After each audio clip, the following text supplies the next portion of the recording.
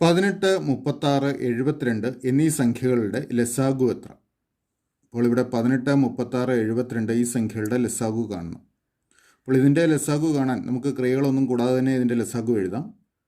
നോക്കുക, ഈ സംഖ്യകൾക്കൊരു പ്രത്യേകതയുണ്ട്. ഇക്കൂട്ടത്തിലെ ഏറ്റവും വലിയ സംഖ്യ 72 ആണ്. 72. ഈ 72 എന്നുള്ളത് 36ൻ്റെ ഇരട്ടിയാണ്. 36നെ 2 കൊണ്ട് ഗുണിച്ചാൽ 72 കിട്ടും. മറ്റൊരു രീതിയിൽ പറഞ്ഞാൽ 36ൻ്റെ ഒരു ഗുണിതമാണ് 72.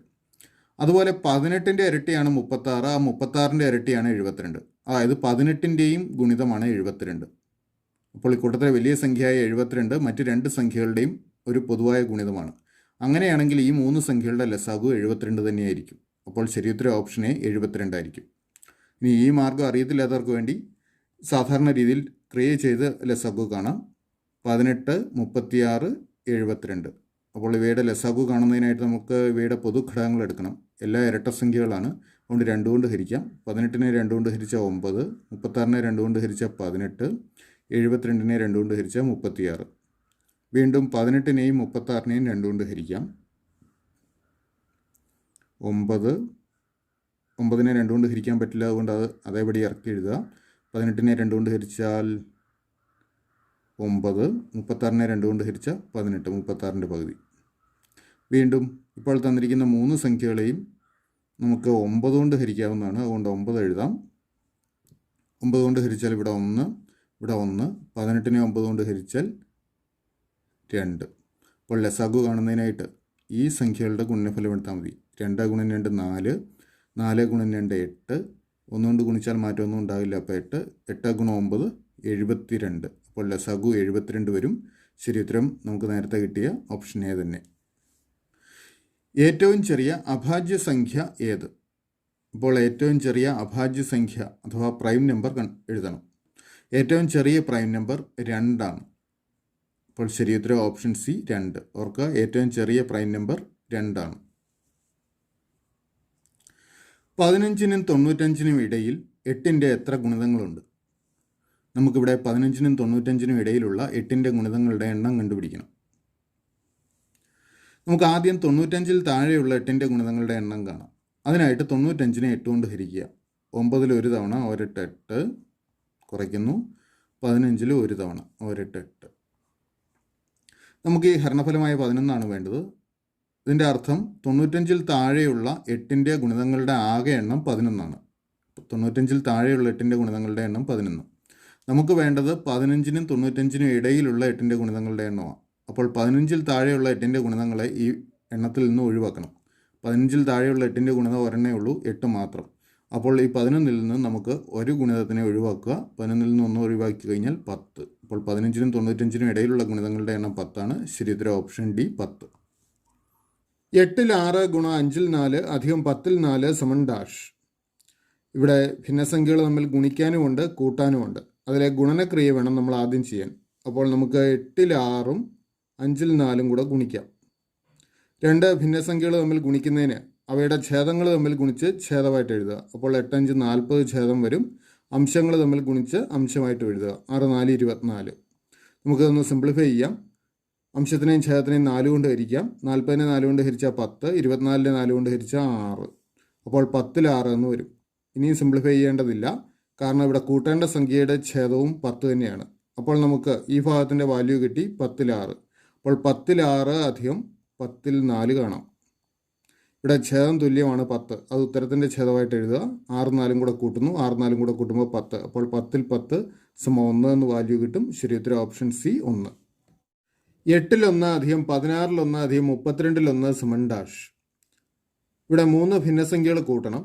ഭിന്നസംഖ്യകൾ കൂട്ടണമെങ്കിൽ അവയുടെ ഛേദം തുല്യമാക്കണം. ഇവിടെ തന്നിരിക്കുന്ന ഛേദങ്ങൾ 8, 16, 32 ഇവയാണ്. ഇക്കൂട്ടത്തിലെ വലിയ സംഖ്യയായ 32 8ൻ്റെ ഗുണിതമാണ്, അതുപോലെ 16ൻ്റെയും ഗുണിതമാണ്. അതുകൊണ്ട് ഈ 8നെയും 16നെയും 32 ആക്കുകയാണെങ്കിൽ നമുക്ക് തുല്യമായ ഛേദമായിക്കോളും. അപ്പോൾ 8നെ 4 കൊണ്ട് ഗുണിച്ചാൽ 32 കിട്ടും. ഇവിടെ അംശത്തിലും ഛേദത്തിലും 4 കൊണ്ട് ഗുണിക്കുക. അപ്പോൾ 4/32 എന്നാവും. പ്ലസ് 16നെ 2 കൊണ്ട് ഗുണിച്ചാൽ നമുക്ക് 32 കിട്ടും. അംശത്തിലും 2 കൊണ്ട് ഗുണിക്കുക. അപ്പോൾ 2/32 എന്ന് വരും. പ്ലസ് 32ൽ 1 അതുപടി എഴുതുക. ഇപ്പോൾ പൊതുവായ ഛേദം 32 ആയി. അത് ഉത്തരത്തിൻ്റെ ഛേദമായിട്ട് എഴുതുക. 4 2 ഒന്നും കൂടെ കൂട്ടുന്നു. 4 2 6 1 7. 32 7 നമുക്ക് ഉത്തരം കിട്ടും. ശരി ഉത്തരം option A 32 7. 9 5 minus 3 1 summon dash. ഇവിടെ 9 5 നിന്ന് 3 1 കുറയ്ക്കണം. ഭിന്നസംഖ്യകൾ കുറയ്ക്കണമെങ്കിൽ ആദ്യം അവയുടെ ഛേദം തുല്യമാക്കണം. ഇവിടെ ഒരിടത്ത് ഛേദം 9 മറ്റത് ഛേദം 3 അപ്പോൾ ഈ 3നെ 3 കൊണ്ട് ഗുണിച്ച് നമുക്ക് 9 ആക്കാം. അപ്പോൾ ഇവിടെ അംശത്തിലും ഛേദത്തിലും 3 കൊണ്ട് ഗുണിക്കുക. അപ്പോൾ 9 5 മൈനസ് ഇവിടെ അംശത്തിലും ഛേദത്തിലും 3 കൊണ്ട് ഗുണിക്കുന്നു. അപ്പോൾ 9 3 എന്ന് വരും. ഇപ്പോൾ രണ്ടിടത്തും ഛേദം തുല്യമായി. ഇതാണ് ഉത്തരത്തിൻ്റെ ഛേദം 9. ഇനി അംശത്തിൽ കുറയ്ക്കുക. 5 നിന്ന് 3 കുറച്ചാൽ 2. അപ്പോൾ ഉത്തരം 9 2. ശരി ഉത്തരം ഓപ്ഷൻ ഡി. 108 കിലോമീറ്റർ പെർ മണിക്കൂർ വേഗതയിൽ ഓടുന്ന ഒരു തീവണ്ടി ഒരു വൈദ്യുതി പോസ്റ്റിനെ കടന്നുപോകാൻ എടുക്കുന്ന സമയം 30 സെക്കൻഡ് ആണെങ്കിൽ തീവണ്ടിയുടെ നീളം എത്ര? ഇവിടെ ഒരു തീവണ്ടി ഒരു വൈദ്യുതി പോസ്റ്റിനെ കടന്നുപോകാൻ 30 സെക്കൻഡ് സമയമെടുക്കുന്നു. അങ്ങനെയെങ്കിൽ ആ തീവണ്ടിയുടെ നീളം കണ്ടുപിടിക്കണം. തീവണ്ടി ഒരു വൈദ്യുതി പോസ്റ്റിനെ കടന്നുപോകാൻ തീവണ്ടിയുടെ നീളത്തിൻ്റെ അത്രയും ദൂരം സഞ്ചരിക്കണം.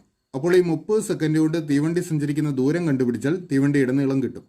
ഇവിടെ തീവണ്ടിയുടെ വേഗത 108 കിലോമീറ്റർ പെർ മണിക്കൂറാണ്. അതിനെ നമുക്ക് മീറ്റർ പെർ സെക്കൻഡിലേക്ക് മാറ്റാം. അതിനായിട്ട് 18 5 കൊണ്ട് ഗുണിക്കുക. 108നെ 18 കൊണ്ട് ഹരിച്ചു കഴിഞ്ഞാൽ 6 എന്ന് കിട്ടും. 6 5 30. അപ്പോൾ 30 മീറ്റർ പെർ സെക്കൻഡാണ് തീവണ്ടിയുടെ വേഗത. അതായത് ഒരു സെക്കൻഡിൽ ഈ തീവണ്ടി 30 മീറ്റർ സഞ്ചരിക്കും. അപ്പോൾ 30 സെക്കൻഡ് സമയം കൊണ്ടോ 30 സെക്കൻഡ് സമയം കൊണ്ട് തീവണ്ടി സഞ്ചരിക്കുന്ന ദൂരം കാണാൻ 30 × 30 കാണുക. അഥവാ 900 മീറ്ററാണ് തീവണ്ടി സഞ്ചരിക്കുന്ന ദൂരം. അതായത് തീവണ്ടിയുടെ നീളം 900 മീറ്ററാണ്. ശരി ഉത്തരം ഓപ്ഷൻ സി. ഒരാൾ 32 മീറ്ററും 26 മീറ്ററും നീളമുള്ള 2 ഇരുമ്പ് കമ്പികൾ എടുത്തു. അയാൾ ഈ 2 കമ്പികളും തുല്യ നീളങ്ങൾ ഉള്ള കഷ്ണങ്ങളാക്കിയാൽ ഒരു കഷ്ണത്തിന് വരാവുന്ന ഏറ്റവും കൂടിയ നീളം എത്രയാണ്? ഇവിടെ 32 മീറ്റർ 26 മീറ്റർ നീളമുള്ള 2 കമ്പികളുണ്ട്. ഈ 2 കമ്പികളും തുല്യ നീളമുള്ള കഷ്ണങ്ങളാക്കുന്നു. അങ്ങനെയെങ്കിൽ ഒരു കഷ്ണത്തിന് എടുക്കാവുന്ന ഏറ്റവും കൂടിയ നീളമാണ് കണ്ടുപിടിക്കേണ്ടത്. ഇവിടെ 2 കമ്പികളും മുറിച്ച് കഴിയുമ്പോൾ കിട്ടുന്ന കഷ്ണങ്ങൾക്കെല്ലാം ഒരേ നീളമായിരിക്കണം. അതുകൊണ്ട് ഒരു കഷ്ണത്തിൻ്റെ നീളം എന്നത് ഈ 32നെയും 26നെയും ഹരിക്കാൻ പറ്റുന്ന ഒരു സംഖ്യ, അല്ലെങ്കിൽ 32ൻ്റെയും 26ൻ്റെയും ഒരു പൊതു ഘടകമായിരിക്കണം. ഇനി അങ്ങനെ ഉള്ള ഏറ്റവും കൂടിയ നീളമാണ് നമുക്ക് എടുക്കേണ്ടത്. അതുകൊണ്ട് 32ൻ്റെയും 26ൻ്റെയും ഏറ്റവും വലിയ പൊതു ഘടകം അല്ലെങ്കിൽ ഉസാഖ കണ്ടുപിടിച്ചാൽ മതി. അപ്പോൾ 32ൻ്റെയും 26ൻ്റെയും ഉസാഖ അഥവാ HCF കാണുന്നതിനായിട്ട് നമുക്ക് അവയുടെ പൊതു ഘടകങ്ങൾ എടുക്കാം. ഓർക്കുക, 2 കൊണ്ട് ഹരിക്കാം. 32നെ 2 കൊണ്ട് ഹരിച്ചാൽ 16, 26നെ 2 കൊണ്ട് ഹരിച്ചാൽ 13. ഇനി പൊതുവായ ഘടകം 1 മാത്രമേ ഉള്ളൂ, അതെടുക്കേണ്ടതില്ല. അപ്പോൾ ഉസാഖ 2 ആണ്. അപ്പോൾ ഏറ്റവും കൂടിയ നീളം 2 മീറ്ററാണ്. ശരി ഉത്തരം ഓപ്ഷൻ ബി. 7ൻ്റെ ആദ്യത്തെ 5 ഗുണിതങ്ങളുടെ ശരാശരി എത്ര? ഇവിടെ 7ൻ്റെ ആദ്യത്തെ 5 ഗുണിതങ്ങളുടെ ശരാശരി കാണണം. 7ൻ്റെ ആദ്യത്തെ 5 ഗുണിതങ്ങൾ എന്ന് പറഞ്ഞാൽ 7, 14, 21, 28, 35 ഇവയാണ്. സാധാരണഗതിയിൽ ഇവയുടെ ശരാശരി കാണണമെങ്കിൽ ഈ 5 സംഖ്യകളും കൂട്ടി അതിനെ 5 കൊണ്ട് ഹരിക്കണം. ആ തുകയെ 5 കൊണ്ട് ഹരിക്കണം. പക്ഷെ നമുക്കിവിടെ മറ്റൊരു എളുപ്പമാർഗ്ഗം ഉപയോഗിക്കാം. നോക്കുക, 7നോട് 7 കൂട്ടിയാൽ 14 കിട്ടും. 14നോട് 7 കൂട്ടിയാൽ 21 കിട്ടും. അങ്ങനെ 7 വീതം കൂടിക്കൂടി വരുന്ന ഒരു സംഖ്യാശ്രേണിയാണിത്. അല്ലെങ്കിൽ പൊതുവ്യത്യാസം 7 ആയിട്ടുള്ളൊരു സമാന്തര ശ്രേണിയാണിത്. അപ്പോൾ സമാന്തര ശ്രേണിയിലെ തുടർച്ചയായ പദങ്ങളുടെ ശരാശരി കാണാൻ അതിലുള്ള മധ്യത്തിലുള്ള പദം എടുത്താൽ മതി. ഓർക്കുക, സമാന്തര ശ്രേണിയിലെ തുടർച്ചയായ പദങ്ങളുടെ ശരാശരി കാണാൻ അവയിലെ മധ്യത്തിലുള്ള പദം എടുത്താൽ മതി. അപ്പോൾ ഈ 5 സംഖ്യകളുടെ ശരാശരി എന്ന് പറയുന്നത് ഇവയിലെ മധ്യത്തിലുള്ള പദമായ 21 ആണ്. അപ്പോൾ നമുക്ക് വേണ്ട ഉത്തരം 21. ശരി ഉത്തരം ഓപ്ഷൻ ഡി. √248 പ്ലസ് √51 പ്ലസ് √169 സമൻ ഡാഷ്. അപ്പോൾ ഇവിടെ ഈ റൂട്ടിന് നൽകിയിരിക്കുന്നത് ശ്രദ്ധിക്കുക. ഒരു റൂട്ടിനകത്താണ് അടുത്ത റൂട്ട്, അതിനകത്ത് അടുത്ത റൂട്ട്. അപ്പോൾ ഇങ്ങനെയുള്ള ചോദ്യങ്ങളിൽ നമ്മൾ ഏറ്റവും അകത്തുള്ള സ്ക്വയർ റൂട്ടിൻ്റെ വാല്യൂ ആദ്യം കാണണം. അതായത് √169ൻ്റെ വാല്യൂ ആദ്യം കാണണം. 169ൻ്റെ സ്ക്വയർ റൂട്ട് എന്ന് പറയുന്നത് 13 കാരണം 13ൻ്റെ സ്ക്വയർ ആണ് 169. അപ്പോൾ ഇനി ചെയ്യേണ്ടത് ഈ 51ഉം 13ഉം കൂടെ കൂട്ടുക, 64 ആയി. അപ്പോൾ ഈ ഭാഗം √64 എന്ന് വരും. നമുക്കറിയാം √64 8 ആണ്. ഇനി 248ൻ്റെ കൂടെ 8ഉം കൂടെ ചേർക്കുക. അപ്പോൾ ഇത് √256 ആവും.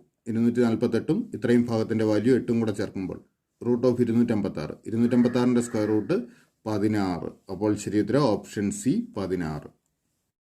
ഒരാൾ 6000 രൂപയ്ക്ക് വാങ്ങിയ ഒരു മൊബൈൽ ഫോൺ 4200 രൂപയ്ക്ക് വിറ്റു. നഷ്ടശതമാനം എത്ര? ഇവിടെ 6000 രൂപയ്ക്ക് ഒരു ഫോൺ വാങ്ങി അത് 4200 രൂപയ്ക്ക് വിൽക്കുന്നു. അപ്പോൾ നഷ്ടശതമാനം കണ്ടുപിടിക്കണം. നഷ്ടശതമാനം കാണുന്നതിനായിട്ട് ആദ്യം നഷ്ടം എത്ര രൂപയെന്ന് കണ്ടുപിടിക്കണം. അതിനായിട്ട് വാങ്ങിയ വിലയിൽ നിന്നും വിറ്റ വില കുറയ്ക്കുക. വാങ്ങിയ വില 6000 6000-ൽ നിന്നും വിറ്റ വിലയായ 4200 കുറയ്ക്കാം. അപ്പോൾ 1800 കിട്ടും. അതായത് നഷ്ടം 1800 രൂപയാണ്. ഈ നഷ്ട ശതമാനം കാണുന്നതിന് ഈ നഷ്ടമായ 1800 രൂപ വാങ്ങിയ വിലയായ 6000-ൻ്റെ എത്ര ശതമാനമെന്ന് കാണണം. അതിനായിട്ട് 6000-ൽ 1800 ഗുണം 100 കാണുക. നമുക്ക് 1800-ൻ്റെ 2 പൂജ്യങ്ങളും 6000-ൻ്റെ 2 പൂജ്യങ്ങളും ക്യാൻസൽ ചെയ്യാം. ഇനി 100-ൻ്റെ 1 പൂജ്യവും 60-ൻ്റെ 1 പൂജ്യവും ക്യാൻസൽ ചെയ്യാം. 18-നെ 6 കൊണ്ട് ഹരിക്കാം. അപ്പോൾ 3 എന്ന് കിട്ടും. 3 ഗുണം 10 30. അപ്പോൾ നഷ്ടം 30%. ശരി ഉത്തരം ഓപ്ഷൻ സി.